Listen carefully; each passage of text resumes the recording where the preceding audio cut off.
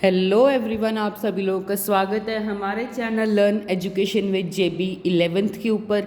तो last video में हमने की थी एक्सरसाइज 1.5 जिसके साथ हमारा फर्स्ट चैप्टर कंप्लीट हो गया था। तो एज प्रॉमिस मैंने बोला था कि हम नेक्स्ट चैप्टर 6 स्टार्ट कर रहे होंगे, कॉम्बिनेशन एंड परमुटेशंस। जो ये चैप्टर है ये बहुत इजी चैप्टर है और ये सबसे यूनिक चैप्टर है क्लास 11th का। मैंने ये चीज़ इसीलिए बोली बिकॉज ये अकेला ऐसा चैप्टर है जिसमें आपको फार्मूलाज तो बहुत कम है, मात्र 2 या 3 फार्मूले हैं जो मेन आपको याद करने हैं। उसके अलावा आपको जो सबसे इम्पॉर्टेंट चीज़ चाहिए वो है समझ, कॉमन सेंस, जो आपके पास होनी चाहिए अगर आपको इस चैप्टर को समझना है। क्योंकि देखो, कोई भी चैप्टर मैथ्स में आप ले लो, उसमें अगर आप फार्मूला याद कर रहे हैं तो आप समझ सकते हैं हमें सारा चैप्टर आता है।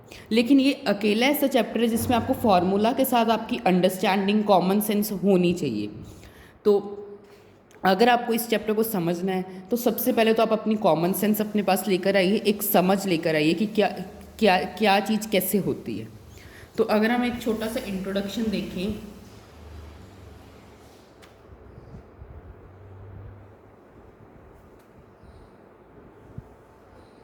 तो सबसे पहली चीज़ जो 6.1 के लिए आती है वो चीज़ है फंडामेंटल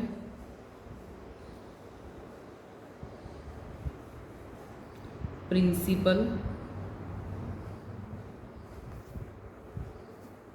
ऑफ काउंटिंग। अगर आप में से जो बच्चे 10th में थे, 10th में आपको याद हो फर्स्ट चैप्टर में हमने किया था fundamental principle, fundamental theorem of arithmetic. जैसे उसके सिर्फ नाम ही बड़े थे, एंड में तो वो थी तो प्राइम फैक्टराइजेशन ना, एलसीएम वगैरह था, लेकिन उसका नाम क्या था, फंडामेंटल थ्योरम ऑफ अर्थमेटिक, बड़ा सा नाम दे दिया। वैसे ही सेम इसको भी नाम बड़ा दे दिया, फंडामेंटल प्रिंसिपल ऑफ काउंटिंग। अगर मैं आपको शॉर्ट में बताऊँ ना, बहुत ईजी चीज़ है, बहुत ज़्यादा ईजी चीज़। मैं आपको बताता हूँ। मान लीजिए आपके पास, आपको एक पार्टी पे जाना है। अब अगर आपको पार्टी पे जाना है, आपके पास 3 तो पेंट है, 3 आपके पास पैंट्स हैं और 2 शर्ट है।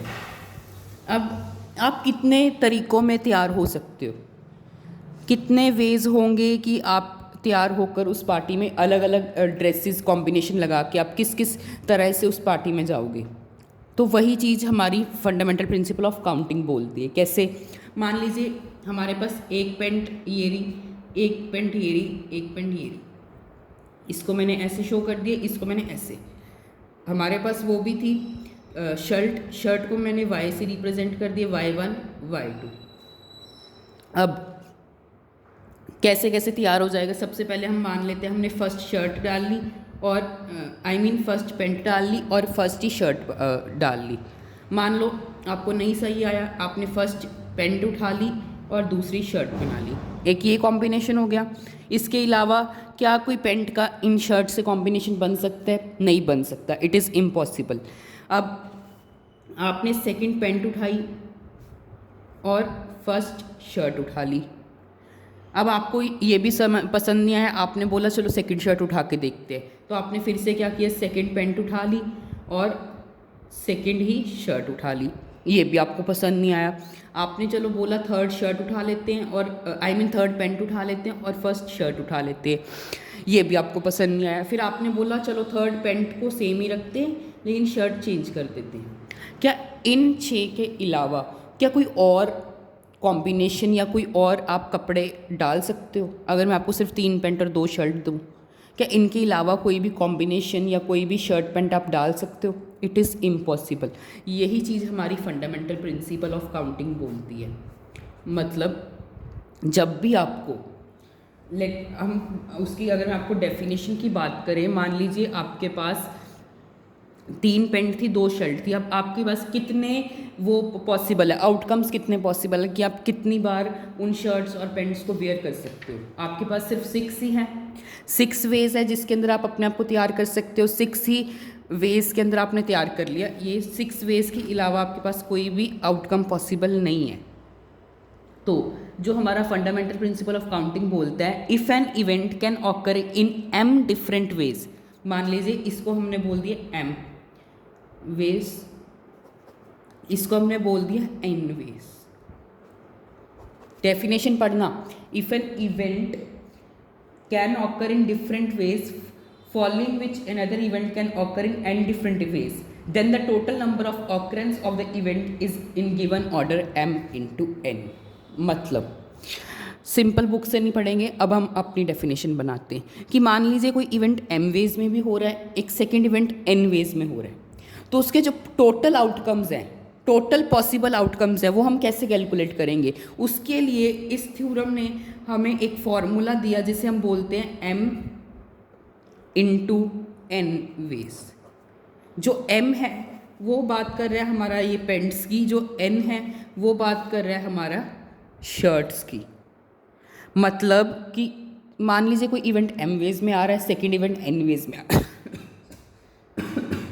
सॉरी, एक इवेंट m वेज में आ रहा है, दूसरा n वेज में आ रहा है, तो हमें पूछा गया है कि उसके टोटल आउटकम्स क्या हैं। तो टोटल आउटकम्स को हम कैलकुलेट करते हैं m इंटू एन वेज की हेल्प से।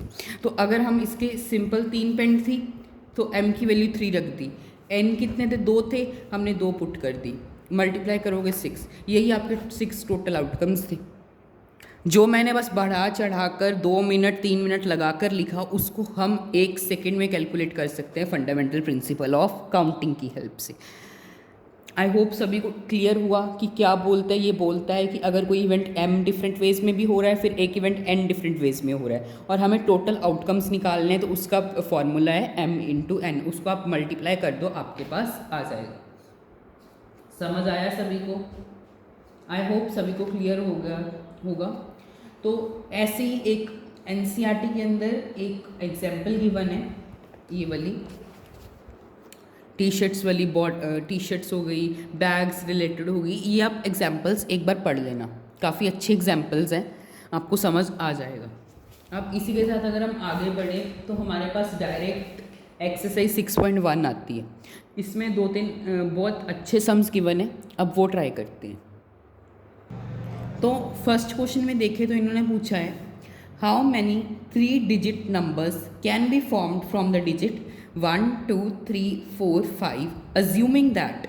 सबसे पहले आप यहाँ तक पढ़ो, हमें क्या पूछा गया। इन्होंने पूछा है कितने 3 डिजिट नंबर पॉसिबल हैं, कौन से डिजिट से, 1 2 3 4 5। 3 डिजिट नंबर मतलब कि उसको भरने के लिए मान लीजिए ये रही हमारी 3 डिजिट नंबर, तो इसमें एक 1s प्लेस होगी, एक 10s प्लेस होगी, एक 100s प्लेस होगी। तो इन्होंने पूछा है कि ये रही हमारी 1s प्लेस, ये रही आपकी 10s प्लेस, ये रही आपकी 100s प्लेस। तो इन्होंने पूछा इन 3 डब्बों को, मान लीजिए ये डब्बे हैं एक तरह से, इन 3 डब्बों को भरने के लिए हमारे पास टोटल 5 नंबर्स हैं। इन 5 नंबर्स से हमें इन 3 डब्बे भरने हैं, तो कैसे भरेंगे। सबसे पहले फर्स्ट पार्ट की बात करें, repetition of digits is allowed. Repetition मतलब कि आप एक डिजिट को 2 बार 3 बार यूज़ कर सकते हो। रेपिटेशन का क्या मतलब होता है, रिपीट मतलब एक कोई चीज़ को आप 2 बार यूज़ कर लो, 3 बार यूज़ कर लो, 4 बार यूज़ कर लो, रिपीट कर सकते हो। तो number of ways to fill first place और 1s प्लेस लिख दो। कितने नंबर ऑफ वेज हैं कि हम 1s प्लेस को फिल कर सकते हैं। हमारे पास नंबर्स 5 हैं, क्या 1 मैं इस पे एक पहले डब्बे में रख सकता हूँ, हाँ आप बोलोगे रख सकते हो। क्या मैं 2 रख सकता हूँ, हाँ हम रख सकते हैं। क्या 3 रख सकते हैं, यस रख सकते हैं। क्या 4 रख सकते हैं, हाँ रख सकते हैं। 5 रख सकते हैं। अब रख तो हम किसी भी नंबर को सकते हैं, एम आई राइट। तो इसमें इसको भरने के कितने प्लेसेस हो गए हमारे पास। फर्स्ट प्लेस 1s प्लेस पे हम कोई भी नंबर रख सकते हैं 5 में से, तो इसको भरने के लिए 1 रख दो, 2 रख दो, 3 रख दो, 4 रख दो, 5 रख दो। कितने पॉसिबल नंबर्स पॉसिबल हैं, 5 क्यों पॉसिबल हैं, क्योंकि 1s प्लेस को हम कितने वेज में भर सकते हैं, सिर्फ 5 वेज में भर सकते हैं। क्या यहाँ पे हमें 6 वेज बन सकते हैं, क्यों नहीं पॉसिबल, क्योंकि हमें नंबर्स ही 5 गिवन है, तो अब 6th नंबर लाओगे कहाँ से। तो हमने क्या किया, इसको भरने के लिए हमारे पास कितने वेज हैं, 5 वेज है। वैसी सेम चीज यहाँ पे बस टेंस प्लेस आ जाएगा। टेंस प्लेस को भरने के लिए हमारे पास कितने ऑप्शंस हैं? यहाँ पे फर्स्ट चीज़ आप गौर करो, हमें रेपिटेशन अलाउड है। रेपिटेशन मतलब हम कोई भी नंबर रिपीट कर सकते हैं। रिपीट कर सकते हैं तो मान लीजिए मैंने फर्स्ट वंस प्लेस पे 2 रख दिया, क्या 2 दोबारा हम टेंस प्लेस पे रख सकते हैं? हाँ रख सकते हैं। क्यों रख सकते हैं? Because repetition is allowed. तो इसको भरने के भी हमारे पास कितने वेज होंगे? 5 वेज होंगे। क्यों हुए 5 वेज? बिकॉज टेंस प्लेस को भरने के लिए भी हमारे पास 5 डिजिट्स गिवन है। कोई भी नंबर पुट कर दो टेंस प्लेस पे नंबर, तो कोई भी इस डब्बे में कोई भी नंबर इन 5 में से पुट कर दो। मान लीजिए 1 पुट कर दो, 2 पुट कर दो, 3 कर दो, 4 कर दो, 5 कर दो। कितने टोटल आउटकम्स बने? 5 आउटकम्स बने। वही चीज़ मैंने लिखी है। मैंने आपको दोबारा बोल रहा हूँ, ये चीज़ कॉमन सेंस की है। ये चीज़ ये ऐसा चैप्टर है जिसमें कॉमन सेंस बहुत इंपॉर्टेंट है। ये आपको समझ कर करना होगा। अब सेम हंड्रेड्स प्लेस भरनी है। अब हंड्रेड्स प्लेस भरने को हमारे पास कितने ऑप्शंस हैं? क्या मैंने यहाँ पे मान लीजिए 2 पुट कर दिया, फिर से मैंने 3 पुट कर दिया, क्या मैं यहाँ पे दोबारा से 2 या 3 यूज़ कर सकता हूँ? आप बोलोगे हाँ सर कर सकते हैं। क्यों? क्योंकि यहाँ पे हमें repetition is allowed, repetition of digits allowed है, तो हम कोई भी नंबर रिपीट कर सकते हैं यहाँ पे। तो अब आप देखो हमारे पास कितने वेज हैं भरने के लिए। यहाँ पे 1 भी पुट हो सकता है, 2 भी, 3 भी, 4 भी, 5 भी। अब कितने वेज बन रहे हैं हमारे पास? 5। तो टोटल कितने नंबर ऑफ वेज बने? 5 वेज बने। अब तो ये थे वंस, टेंस और हंड्रेड्स को भरने के वेज। अब हमें इन्होंने पूछ लिया टोटल नंबर ऑफ वेज। ये मान लीजिए हमारा एम वेज है, ये एन वे है और ये मान लीजिए ओ वेज है। तो मैंने आपको बोला था जब भी हमें total number of veg find करना हो, फंडामेंटल प्रिंसिपल ऑफ काउंटिंग क्या बोलता था कि हमें जब भी total number of veg find करना हो तो हम क्या करते थे? मल्टीप्लाई कर देते थे डिफरेंट वेज को। इस केस में भी हम क्या करेंगे? m को n से मल्टीप्लाई कर दिया, n को हमने o से मल्टीप्लाई कर दिया। Total number of veg find करने के लिए हम क्या करते थे? Fundamental of principle of counting बोलता था कि आप m को n से मल्टीप्लाई कर दो, n को उससे मल्टीप्लाई कर दो o से, क्योंकि ये m वेज है, ये n वेज है और ये o वेज है। हमें total number of veg find करने हैं, तीनों को मल्टीप्लाई कर दिया। तीनों को जब हमने मल्टीप्लाई किया हमारे पास आया 125। तो इसका आंसर भी 125 ही है। क्यों 120? इसका मतलब कि हम जो ये 3 डब्बे हैं इसको 125 अलग अलग तरीकों में भर सकते हैं। मान लीजिए पहले मैंने 2 यूज़ कर लिया, फिर मैंने फिर से 2 यूज़ कर लिया, फिर से 2, ऐसे फर्स्ट पे 2 यूज़ किया, फिर 5 यूज़ किया, फिर 7 यूज़ किया, मतलब 5 यूज़ किया, 3 यूज़ किया। तो इन 5 नंबर से इस डब्बों को भरने के हमारे पास 125 अलग अलग तरीके हैं कि यहाँ पे पहले 5 यूज़ हुआ, फिर 5, ऐसे 125 तरीकों में ये 3 डब्बे भरे जा सकते हैं। उस चीज़ को हम टोटल नंबर ऑफ वेज यहाँ पे बोला गया। ये m वेज थे, n वेज थे, ये d वेज थे। तो हमने इन तीनों को मल्टीप्लाई किया। क्यों किया? बिकॉज हमें फाइंड क्या करना था? Total number of veg. I hope सभी को समझ आ गया। ऐसी सेकेंड पार्ट देखें तो इन्होंने बोला है repetition of digits is not allowed. पहले तो क्या था? मान लीजिए हमने फर्स्ट प्लेस 2 से भर दी, तो हम अगेन 2 से भर सकते थे। क्यों भर सकते थे? Because repetition was allowed. Repetition मतलब कि आप कोई भी डिजिट 1 या 2 बार से ज़्यादा यूज़ कर सकते हो। लेकिन अब इन्होंने बोल दिया repetition of digit is not allowed, तो जिस कारण ये तो दिक्कत हो गई। अब क्या होगा? सेम, घबराना नहीं है। सबसे पहले number of ways to fill ones place. कितने वेज में हम वंस प्लेस को, इस पहले डब्बे को फिल कर सकते हैं? अगेन 1 भी पुट हो सकता है, 2 भी पुट हो सकता है, 3 भी, 4 भी, 5 भी। कितने नंबर ऑफ टोटल वेज बने? कितने तरीके, कितने पॉसिबल आउटकम्स बन रहे हैं? आप बोलोगे सर 5 वेज बन रहे हैं। क्यों? बिकॉज हम 1 भी पुट कर सकते हैं, 2 भी, 3 भी, 4 भी, 5 भी। तो 5 के 5 वेज मैंने लिख दिए। सेम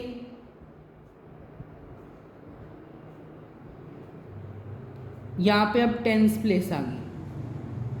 क्या मुझे कोई बता सकते हैं टेंस प्लेस फिल करने के कितने तरीके होंगे?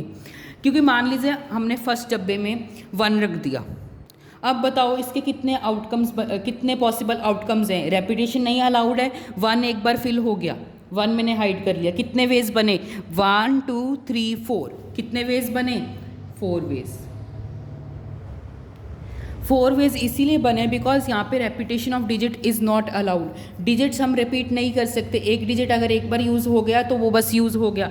मान लीजिए हमने 3 यूज़ कर लिया तो 3 हाइड, एक बार 3 को भूल जाओ, कितने नंबर बचे 4 वेज। वही मैंने चीज़ लिखी कि हम इसको अब या तो 1 से भरेंगे या 2 से भरेंगे या 4 से भरेंगे या 5 से भरेंगे, बिकॉज पहले डब्बे में 3 ऑलरेडी यूज़ हो चुका है, इस कारण इसके 4 वेज आए।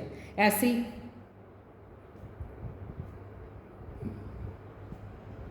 हंड्रेड्स प्लेस,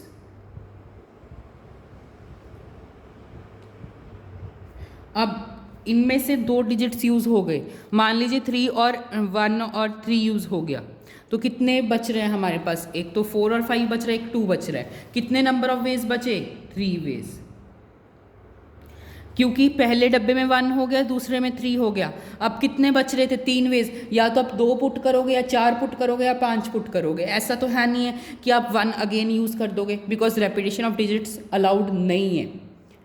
क्लियर हुआ सभी को। अब अगर हम टोटल नंबर ऑफ वेज की बात करें तो हम क्या करते हैं टोटल नंबर ऑफ वेज के लिए, सभी को मल्टीप्लाई, m को n से, n को o से, जब आप मल्टीप्लाई करोगे 5 इंटू 4 इंटू 3, 5 4 जा 20 इंटू 3, 60 वेज आपके पास आंसर है।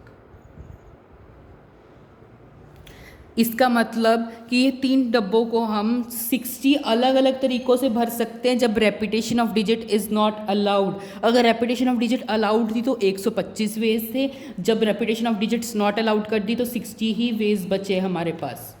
क्लियर हुआ सभी को रेपिटेशन नॉन रेपिटेशन का मीनिंग।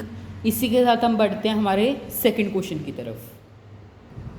इन्होंने बोला how many 3 digit even numbers, यहाँ पे फर्स्ट चीज़ आप गौर करना, इवन नंबर्स बोला गया है, can be formed from the digits. Again 6 digits दे दी हमें, इनसे बनाना है इवन नंबर एक। If digits can be repeated, digits अब रिपीट कर सकते हैं। रिपीट का मतलब क्या था कि हम एक डिजिट को 2 या 3 बार भी यूज़ कर सकते हैं। अगेन 3 डब्बे बना लीजिए, मैंने 3 मान लिए।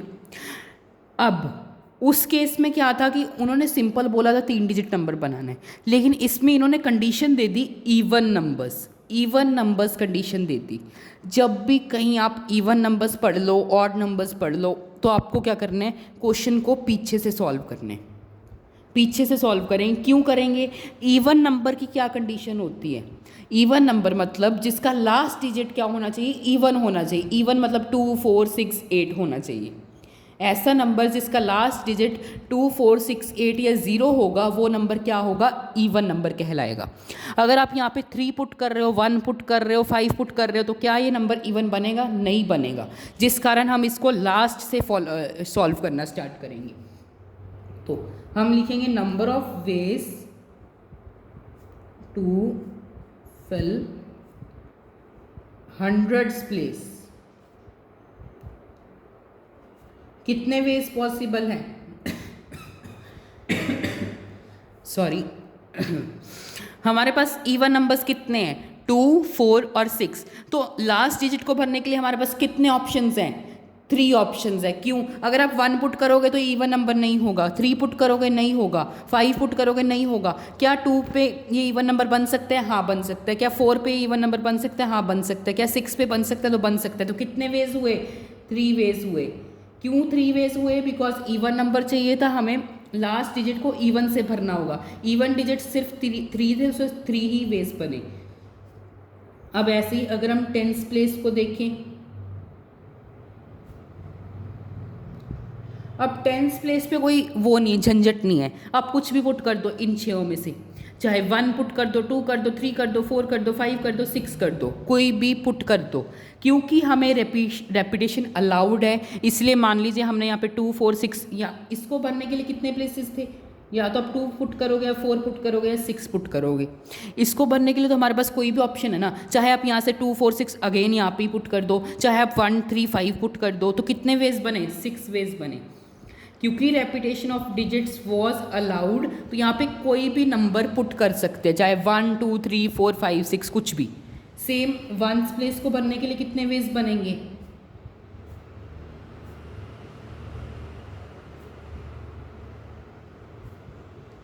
क्योंकि रेपिटेशन अलाउड है, चाहे आप यहाँ पे आपने 2 पुट कर दिया, यहाँ पे 4 पुट कर दिया, आप अगेन से यहाँ पे 2 या 4 कुछ भी पुट कर सकते हो। कितने नंबर्स गिवन है? 1 2 3 4 5 6। यहाँ पे 1 भी आ सकता है, 2 भी आ सकता है, 3 भी आ सकता है, 4 भी आ सकता है, 5 भी आ सकता है, 6 भी आ सकता है।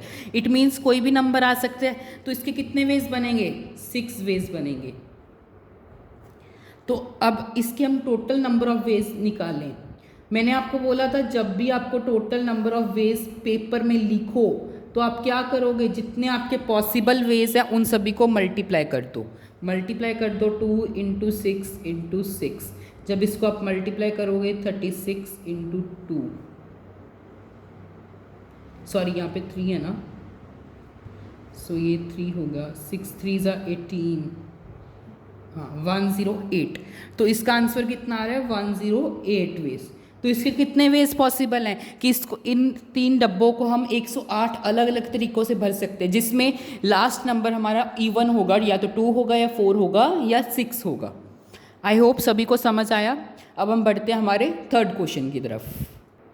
इन्होंने बोला है how many 4 letter code can be formed using the first 10 letters of English alphabet if no letter can be repeated। 10 first letters कौन से होते हैं इंग्लिश के? ABCDEFGHI और J।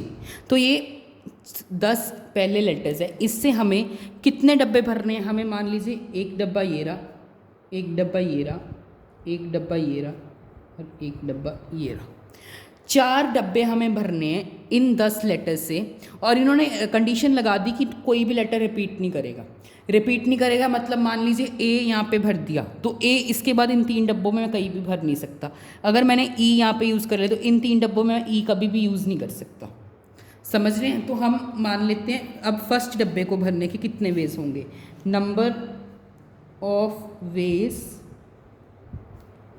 For filling first place.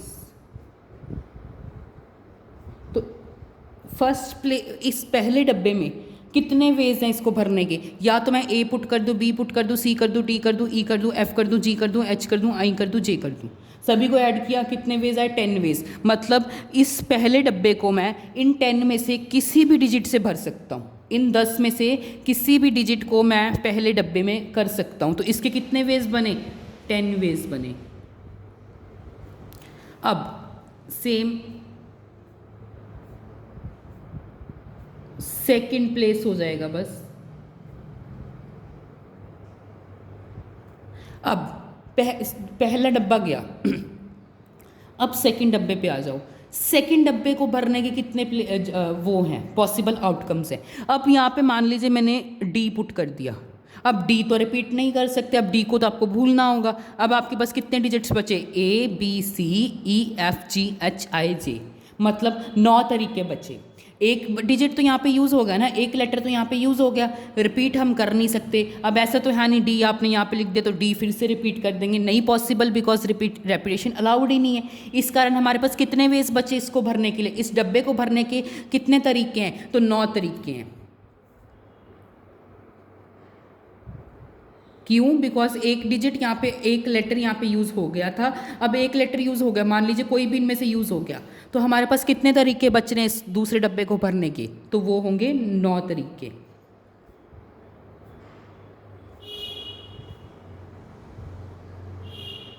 अब थर्ड प्लेस। अब पहले 2 डब्बे भर दिए, 2 लेटर्स इसमें से यूज़ हो गए। अब हमारे पास लेटर्स कितने बचे? 8 लेटर्स। एम आई राइट? 10 में से 2 लेटर्स तो हमने यूज़ कर लिए, रेपिटेशन अलाउड नहीं है। अब 8 लेटर्स में से इस डब्बे को हम भर सकते हैं। कोई भी 8 लेटर्स इसमें भर दो, तो कितने वेज बचेंगे हमारे पास? 8 वेज बचेंगे। क्योंकि 2 लेटर्स तो हमने यूज़ कर लिए ना, एक पहले डब्बे में भर दिया, एक दूसरे में भर दिया। अब रेपिटेशन अलाउड नहीं है, तो अब 8 लेटर्स बचे। वही चीज़ मैंने यहाँ पे लिख दी कि 8 तरीक़ों से हम तीसरे डब्बे को भर सकते हैं। सेम ऐसे ही फोर्थ प्लेस देखो, अब फोर्थ प्लेस को भरने के कितने तरीके हैं? अब पहले डब्बे में भी यूज़ हो गए, दूसरे में भी यूज़ हो गए, तीसरे में भी। अब इनमें से 7 ऑलमोस्ट 3 लेटर यूज़ हो गए, 10 में से 3 घटाए 7। अब चौथे डब्बे को हम 7 अलग अलग लेटर से भर सकते हैं, तो इसका आंसर क्या आएगा? 7 वेज। अब फंडामेंटल प्रिंसिपल ऑफ काउंटिंग क्या बोलती है कि जितने भी आपके पास डिफरेंट वेज हैं, जितने भी डिफरेंट वेज पॉसिबल है, उन सभी को मल्टीप्लाई कर दो। It means total number of veg कितने आएंगे? 10 इंटू 9 इंटू 8 इंटू 7, तो ये होगा 90 इंटू 56 7। अब इसको मल्टीप्लाई कर लो। 6 9 होता है 54, 5 कैरी, 5 9 45, 50, 5040 वेज पॉसिबल हैं। मतलब इन 4 डब्बों को भरने के अलग अलग 5040 तरीके हैं। 5040 तरीकों में इन 10 डिजिट से ये चारों डब्बे भर सकते हैं कि पहले बी भर दिया, फिर दूसरे में ए भर दिया, फिर डी भर दिया, फिर एफ भर दिया। ऐसे 5040 तरीके हैं। समझ आ गया सबको? अब हम बढ़ते हैं फोर्थ क्वेश्चन की तरफ। अब इन्होंने बोला है how many 5 digit telephone numbers can be constructed using the digits 0 to 9 if each number starts with 6 7 and no digit appears more than once. इन्होंने बोला है 5 डिजिट का एक टेलीफोन नंबर है,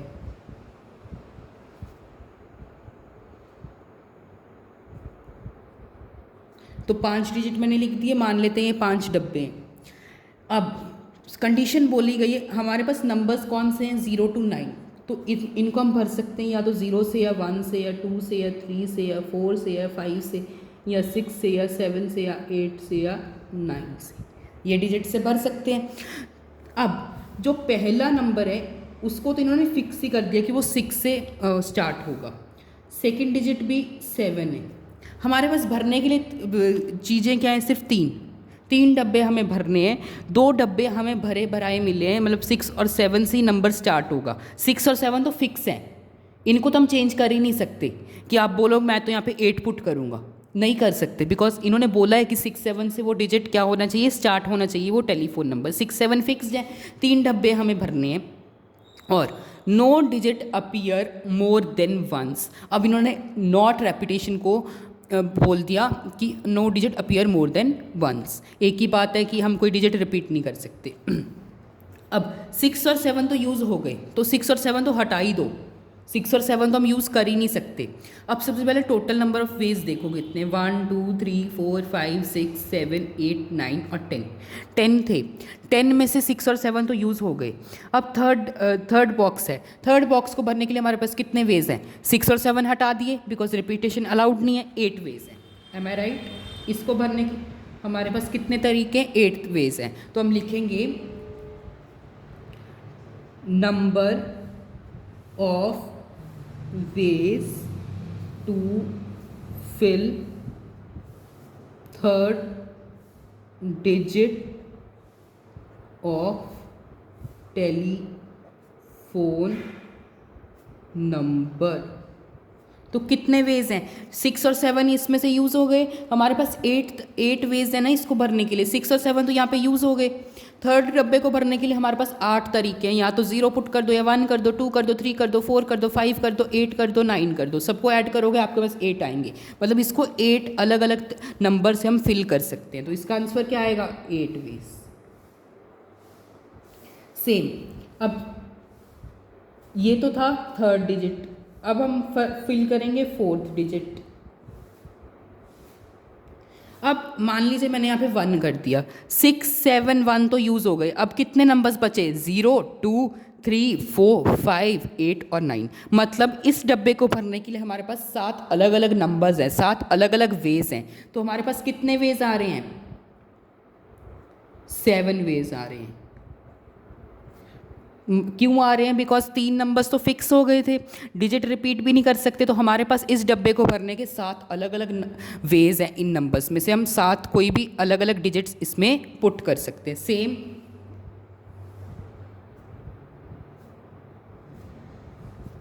अब फिफ्थ प्लेस भरेंगे, तो इसको भरने के हमारे पास कितने वेज हैं? मान लीजिए यहाँ पे मैंने 2 यूज़ कर लिया। अब 0, 3, 4, 8 और 9, 0, 3, 4, 8 और 9। अब कितने वेज बच रहे हैं हमारे पास? 6 वेज बच रहे हैं। क्या मैं सही बोल रहा हूँ? मैंने बोला कि अब हमारे पास कितने वेज बच रहे हैं? 6 वेज बच रहे हैं इसको भरने के लिए। मतलब इस डब्बे को भरने के लिए हमारे पास 6 अलग अलग नंबर्स हैं, उसमें से ये नंबर फिल हो सकता है।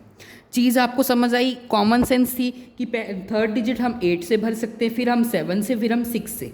आपको एक ट्रिक बताता हूँ, जब भी नो डिजिट रिपीटेड हो ना, या फिर रेपिटेशन इज़ नॉट अलाउड, तो आपको क्या करना है? फर्स्ट प्लेस को भरने के 8 थे, सेकंड प्लेस, अब उससे अगली प्लेस को भरने के लिए आप 1 घटा दो, उसमें से 8 में से 1 घटाया 7, फिर उससे अगली प्लेस के लिए फिर से 1 घटा दो। अब यहाँ पे 7 था, 7 में से 1 घटाया 6, ऐसे होते हैं। अब हम लिखते हैं total number of veg. Fundamental principle of counting क्या बोलता था कि अगर कोई m वेज में एक इवेंट हो रहा है, एक n वेज में डिफरेंट इवेंट हो रहा है, तो हम क्या करते हैं? m और n को मल्टीप्लाई कर देते हैं। सेम यहाँ पे भी क्या होगा? मल्टीप्लाई कर देंगे। 8 को 7 से, 7 को 6 से। अब इसको करोगे तो 56 इंटू 6 आएगा। इसको मल्टीप्लाई कर लो, 12, 1 कैरी, 6 5 से 30 और 3 1 2 वेज इसका आंसर होगा।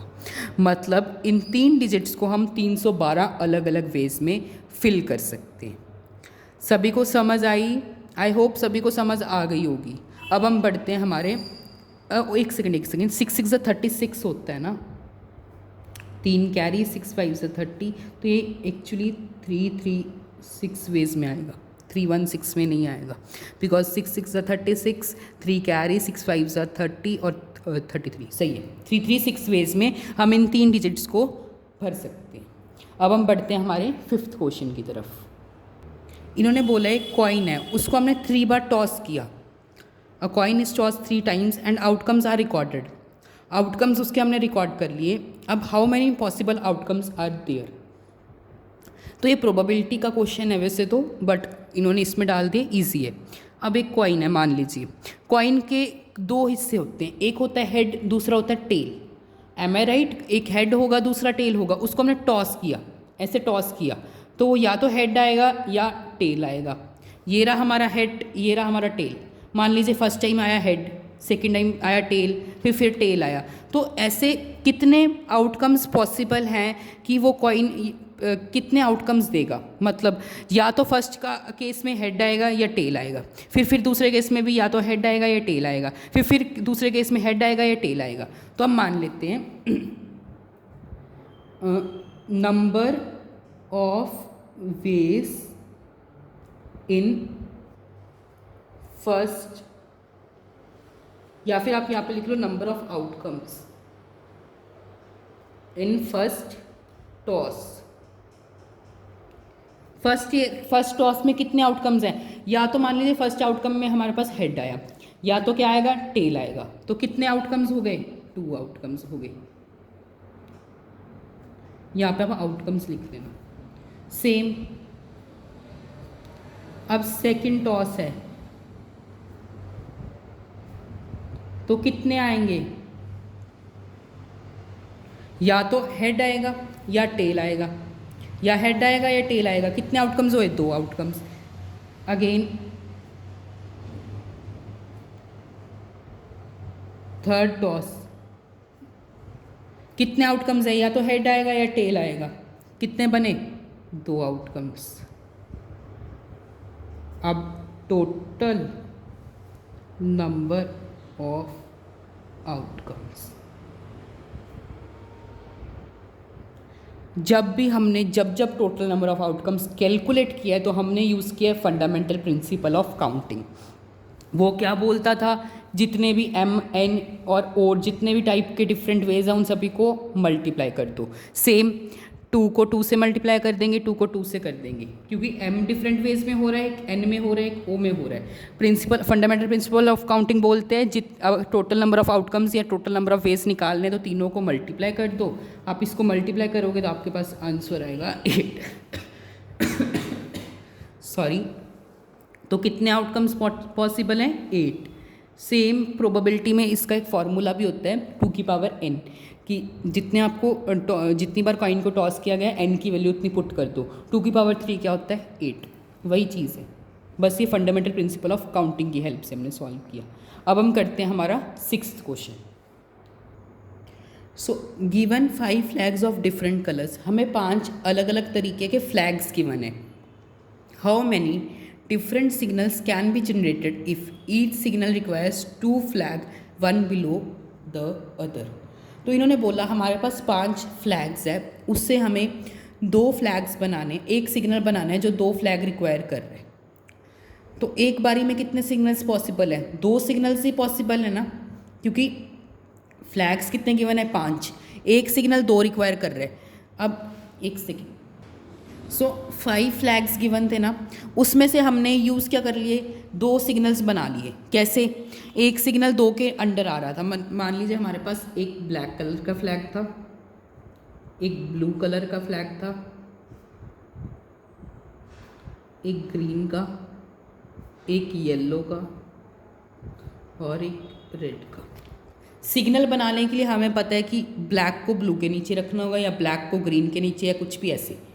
तो इसके लिए हमने क्या किया, सबसे पहले तो हमारे पास कितने सिग्नल एक टाइम पे बन सकते हैं? 4 सिग्नल ही बनेंगे, या तो ब्लैक ब्लू का कॉम्बिनेशन होगा या ग्रीन येलो का। रेड तो लेफ्ट ही होगा, इसको तो भूल ही जाओ। फ्लैग्स कितने हैं? 5, और हमें एक सिग्नल कितना रिक्वायर कर रहा है? 2 फ्लैग्स रिक्वायर कर रहे हैं। तो 2 फ्लैग्स एक बार में यूज़ हो गए, 2 एक में यूज़ हो गए, इसको भी एक बार भूल जाओ। तो कितने पॉसिबल सिग्नल्स बन गए? 2 सिग्नल्स बन गए। 2 सिग्नल्स बनने में फ्लैग्स कितने यूज़ हुए? 4। कितने यूज़ हुए? 4। तो m की वैल्यू कितनी आई? 4 आई। m डिफरेंट वेज में कितने फ्लैग्स यूज़ हो रहे हैं? 4 फ्लैग्स यूज़ हो रहे हैं। मतलब कि फर्स्ट अगर हमें सिग्नल बनाना है, हमारे पास 5 फ्लैग हैं, उसमें से फ्लैग्स एक सिग्नल 2 फ्लैग यूज़ करेगा, तो कितने सिग्नल पॉसिबल हो सकते हैं? 2 सिग्नल ही पॉसिबल होंगे ना, बिकॉज 4 फ्लैग्स तो हमने यूज़ कर लिए, एक तो लेफ्ट आउट रहेगा ही रहेगा, बिकॉज हमारे पास 6 फ्लैग नहीं है। तो कितने सिग्नल बने? 2 सिग्नल बने। कितने फ्लैग यूज़ हुए? 4। m की वैल्यू कितनी आई? 4। टोटल नंबर ऑफ फ्लैग कितने थे? 5 फ्लैग्स थे। 5 फ्लैग्स मतलब n की कितनी वैल्यू हुई? 5। और फंडामेंटल प्रिंसिपल ऑफ काउंटिंग क्या बोलता है कि m वेज को n वेज से मल्टीप्लाई कर दो। m वेज की वैल्यू कितनी थी? हमारे पास 4 थी। क्यों? क्योंकि 2 सिग्नल बन रहे थे। 2 सिग्नल में हमारे पास 2 डिफरेंट वो थे, क्या नाम थे? फ्लैग्स थे। तो 2 डिफरेंट फ्लैग्स थे, तो m की वैल्यू 4 थी। n total number of veg, मतलब n क्या है? जितने हमारे पास फ्लैग्स है। कितने फ्लैग्स थे? 5। तो कितना आंसर आएगा? 5 × 4, 5 × 4 कितना होता है? 20। तो 20 सिग्नल्स पॉसिबल है। अब इसको हम लिखेंगे कैसे, वो चीज़ देखते हैं। तो हम लिखेंगे to create 2 signals at 1 time. एक टाइम पे हम 2 सिग्नल कैसे क्रिएट करेंगे? जब हमारे पास कितने वेज यूज हो जाएंगे? नंबर ऑफ वेज लिखो, number of ways to create 2 signals at 1 time. 2 signal एक टाइम पे बन रहे हैं, तो कितने फ्लैग्स यूज हुए? 4। तो मैंने क्या लिखा? 4 वेज। अब टोटल नंबर ऑफ वेज कितने हमारे पास फ्लैग्स कितने थे? 5 फ्लैग्स थे। तो number of ways to create signals. अब सिग्नल को क्रिएट करने के लिए हमारे पास कितने वेज हैं? 5 वेज हैं। क्यों 5 वेज हैं? बिकॉज एक सिग्नल रिक्वायर कर रहे हैं 2 फ्लैग, या तो ब्लैक ग्रीन का होगा, या ब्लैक येलो का होगा, या ब्लैक रेड का होगा, या ब्लू। तो हमारे पास वेज कितने हैं, मतलब कितने वेज में हम एक सिग्नल क्रिएट कर सकते हैं? तो उसके लिए हमारे पास 5 वेज हैं। अब टोटल नंबर ऑफ वेज क्या होंगे?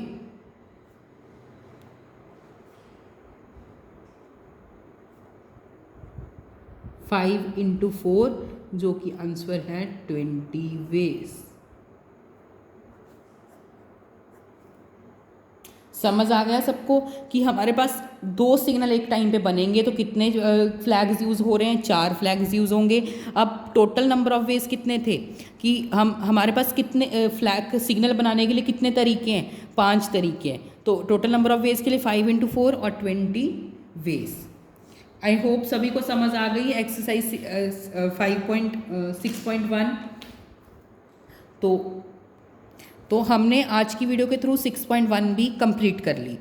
तो एट लास्ट मैं चाहता हूँ कि आप हमें फॉलो कर लें। हमारा Instagram account learn education with JP. तो ये हमारा इंस्टाग्राम अकाउंट है। किसी भी बच्चे को किसी भी टाइप का डाउट हो वो हमें इंस्टाग्राम पे डीएम कर सकता है, कमेंट सेक्शन में कमेंट कर सकता है, आपको रिप्लाई 110% मिलेगा। तो अब हम इस वीडियो को यहीं पे एंड कर रहे हैं। नेक्स्ट वीडियो में हम कवर कर रहे होंगे exercise 6.2। Thanks everyone for watching this video.